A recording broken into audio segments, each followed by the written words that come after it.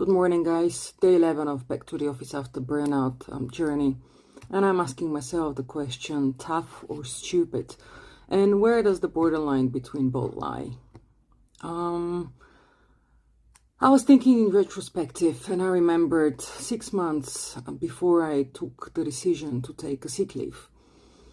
My child was 4 at that point, and from kindergarten they were organizing a day trip which required the participation of parents.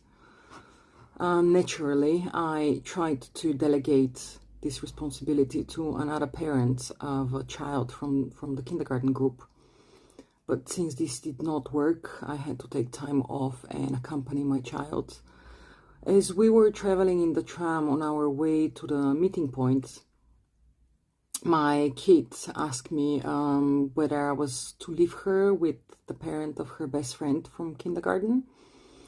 And on my reply, no, mommy will actually accompany you because mommy took a day off, there was silence. She just went completely into herself, and the only thing that I remember were the question marks in her eyes and all the thoughts running behind them. Like, what's going on? Why is mommy available all of a sudden? And this was my first wake-up call, which I did not take serious. And I continued with that stress for another 6 months. I remember on that same day, the outing was brilliant. We were in the woods, kids were having fun, all the parents were having fun, and I could not take it. I could not disconnect from work and all the stress. I could not relax. I didn't know how.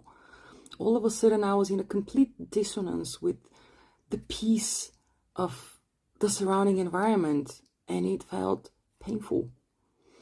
I remember sitting on a bench, sort of on the side, a little bit off where everything else was happening. And one of the teachers came to me and asked me whether I was okay. And I cried. And still, this was not enough to say enough, to accept that it is okay not to be okay.